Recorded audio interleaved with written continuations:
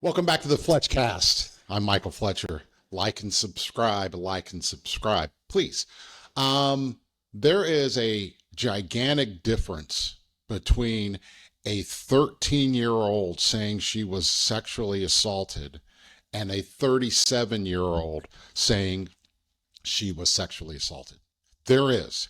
There's a absolute fundamental difference between those two.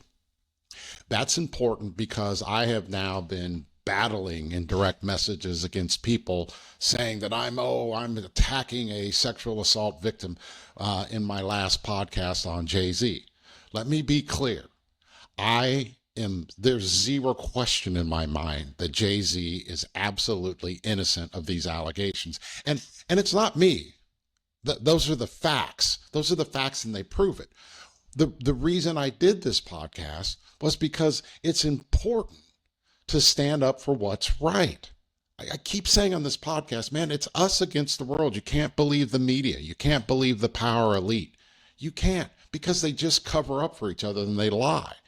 They also target people, unfortunately, of color, largely of color, who are easy targets because in theory they can't respond. You can't go hire a real lawyer and attack people. You can't stand up and say this did not happen. Just to restate what happened. Jay-Z is accused of allegedly participating in a gang sexual assault between Jay-Z, P. Diddy, and an unidentified female at the 2000 VMA Music Awards in New York City. The accuser, is this person who flat out is lying. She's demonstrably lying. And when Jay-Z fights against these allegations, people attack him. People just assume it's true. I'm not even getting into the P. Diddy part. I think, again, as I've said, I think P. Diddy's a weirdo. P. Diddy should not have been charged for what he's charged for. And I say that, again, not for P. Diddy, who, again, I think is a weirdo. I say it for people like me and you, for people like our children, our family. If the government comes after you, it's extraordinarily painful. It's hard. It can break you financially. We have to stand up for ourselves. And so if they do this to someone like P. Diddy, who I don't care about, if they'll do it to him, they'll do it to you, and they'll do it to me. I know that of which I speak. I've had the government come after me forever. In Jay-Z's case, Jay-Z is seemingly a good dude. He's gone out, made a bunch of money, been successful. There's nothing wrong with that.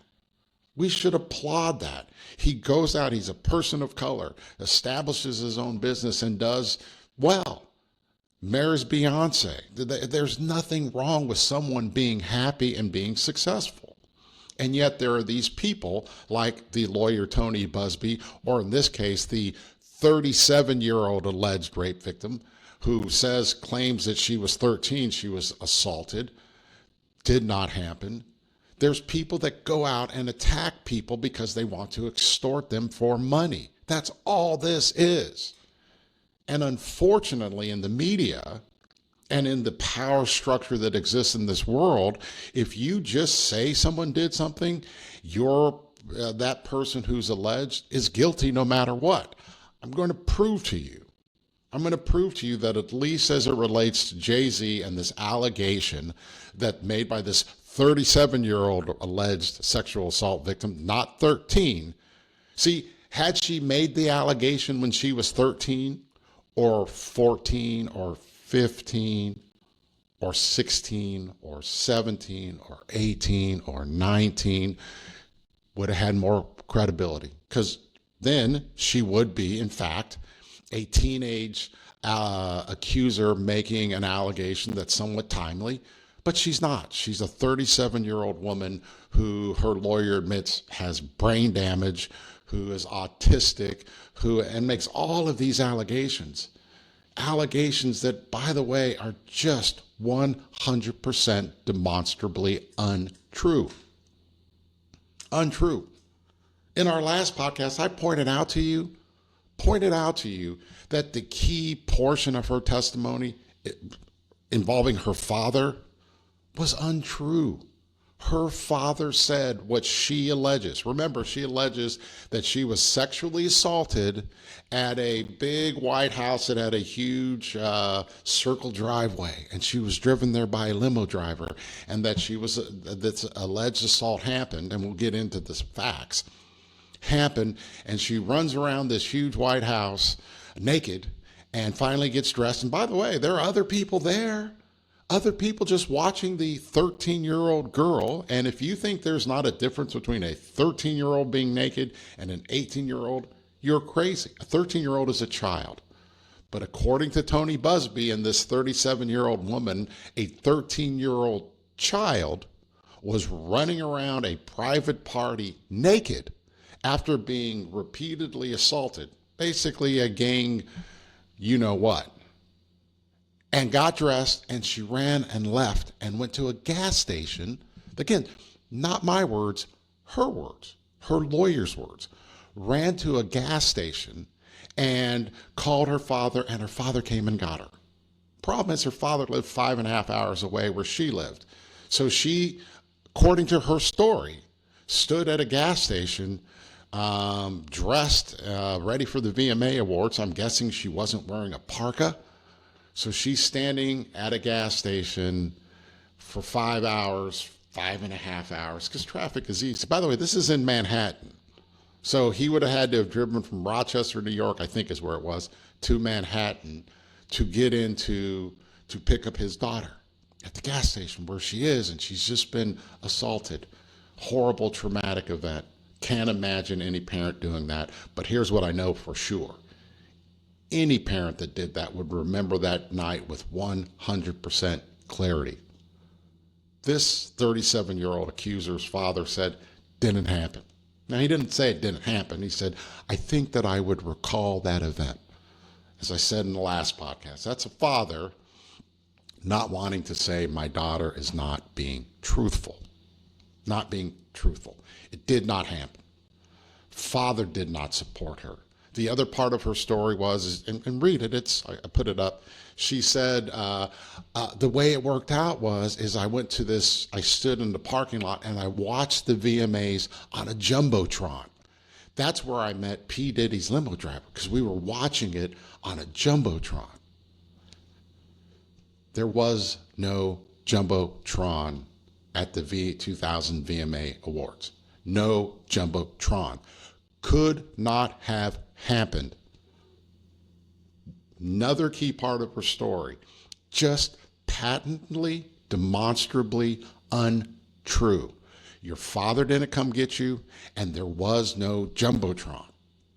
And yet the media attacks Jay-Z like he should be attacked if in fact any of this are true. They attack him, they belittle him, they attack his wife. They attack his daughter's participation in the movie. It's just wrong. That's why I'm doing this podcast. It's wrong. We have to tell the truth. This is not a 13-year-old accuser. This is a 37-year-old woman trying to blackmail Jay-Z. That's the truth.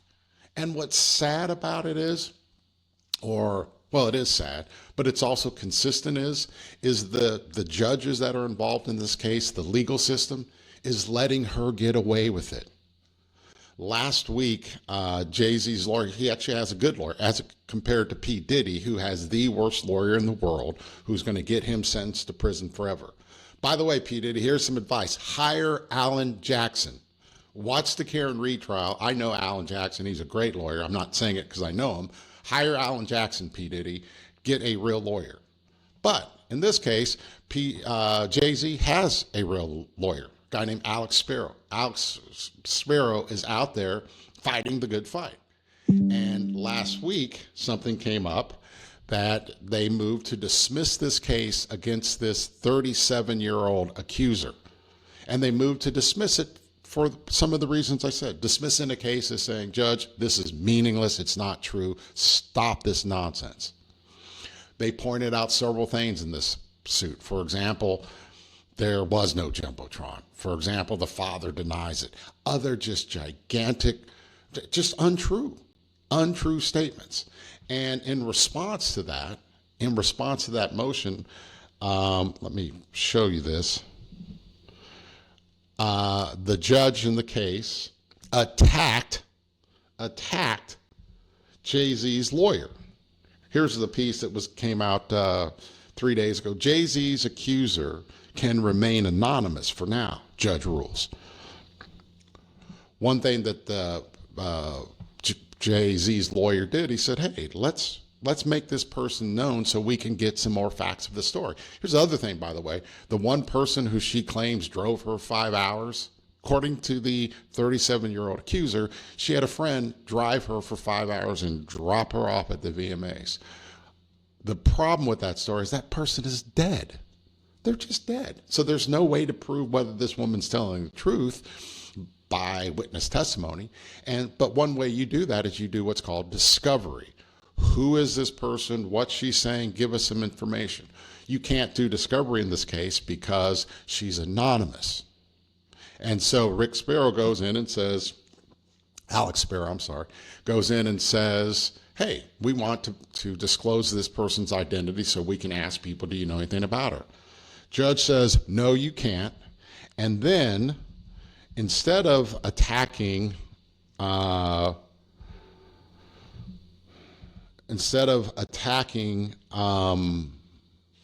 accuser, the woman whose literally story has fallen apart based upon what her father's testified to or has said, based upon the fact that there is no Jumbotron, instead of defending Jay-Z, the innocent person who there is not one shred of evidence to prove that he did it, this judge attacks Jay-Z's lawyer for pointing out what a horseshit case this is. Let me read this to you. She says, in ruling handed down on Thursday, New York Judge Annalisa Torres also criticized the rapper's legal team for what she called, quote, relentless filing of combative motions containing inflammatory language and ad hominem attacks against the attorneys representing the accuser. The judge goes to bat for the scumbag lawyer who rolled in this client whose story is patently 100% untrue. The judge attacks Jay-Z's lawyer. That is part of the problem. This guy makes false allegations that are patently untrue. And by the way, this lawyer, the 37-year-old accuser's lawyer, he now admits, oh, this wasn't my client originally. And yeah, there's some really big problems with the story. Well, there are some big problems with the story. Let me walk you through just a basic timeline of events to show not only it's not just the Jumbotron not being there, it's not just her father saying she's not telling the truth, it's just the specifics. There are pictures and videos of the alleged after parties that went on. According to this accuser, according to the lawyer who the judge says is this great guy, and while attacking Jay-Z's lawyers, the VMAs ended. This is all publicly available, by the way. According to this woman, she goes to this party at the house, large white house with the circular driveway, VMA after party. The VMAs ended at 11 o'clock, 8 o'clock to 11. Let's assume Jay-Z and P. Diddy. And it's the reason you have to connect them is, again, according to the accuser, it was Jay-Z, P. Diddy, and a celebrity woman who were with them, who participated in this group assault. Let's assume that they left at 11 o'clock. That means they get to an after party by what time? 1 o'clock? So according to the basic timeline, they went to this after party at 1 o'clock. That's if they left and went directly to the party, which is not how it happens. P. Diddy was not the first person at the party. P. Diddy, by the way, and Jay-Z were not the first people at the party. And do you know who P. Diddy was with? Jennifer Lopez. Jennifer Lopez. And by the way, Jennifer Lopez at the time and P. Diddy had on matching white outfits. You remember these? These were the matching white outfits that she had on a bandana. According to their own timeline, this after party P. Diddy and Jay-Z showed up to.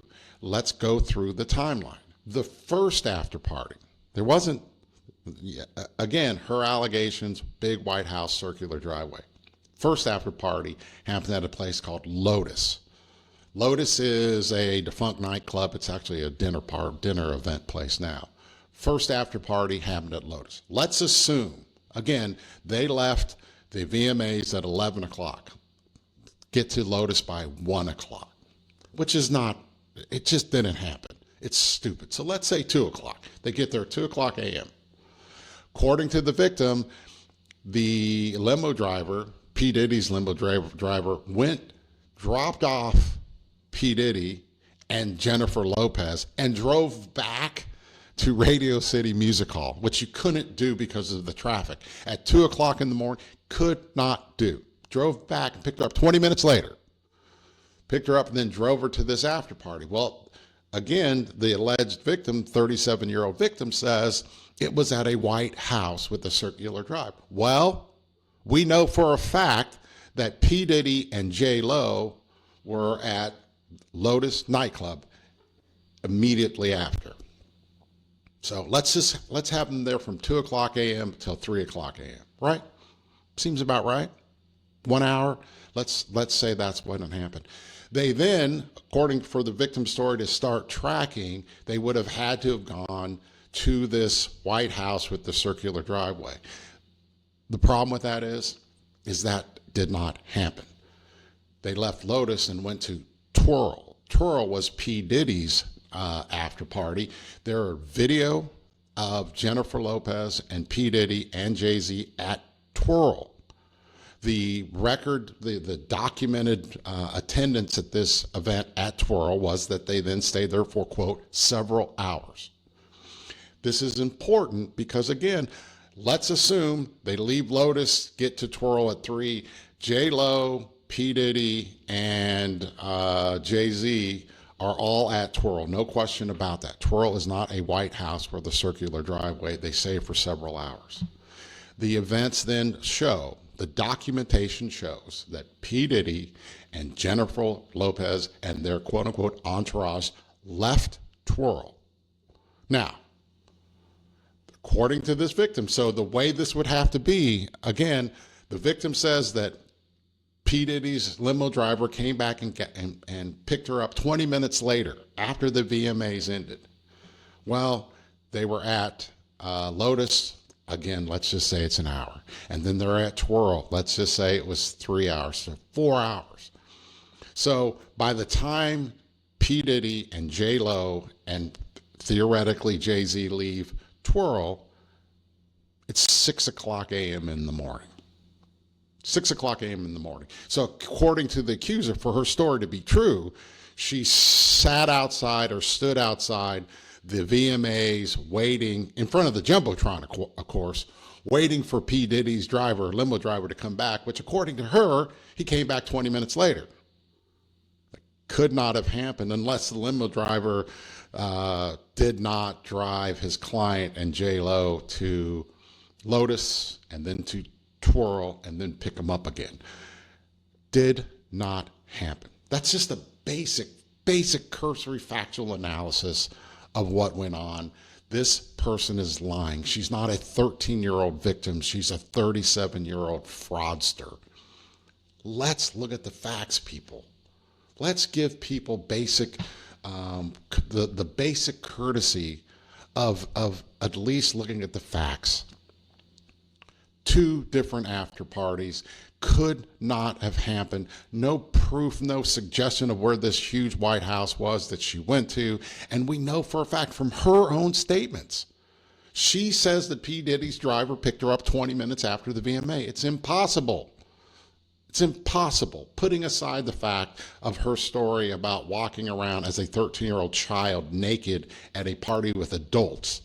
Putting aside that fact, 20 minutes after the VMAs, they hadn't even left. You could not have gotten out of traffic in 20 minutes. It could not have happened. It didn't happen. It did not happen unless Jay-Z, unless P. Diddy didn't go to Lotus, unless P. Diddy didn't go to Twirl, and unless P. P. Diddy and Jennifer Lopez didn't leave Twirl several hours after the party started with their entourage. And that then brings me to the main portion, another part of the story. Is she suggesting that J-Lo watched P. Diddy and Jay-Z engage in sexual relations with a 13-year-old girl repeatedly? Come on. You think J-Lo would do that? Do you think that would happen? This is utterly absurd. It's absurd. Use your brain, people. We have to use our brains. We're going to do something fun on the next podcast. I promise people follow-ups on this. I'm Michael Fletcher. This is the Fletch Cast. Thank you, thank you, thank you, thank you, thank you, thank you.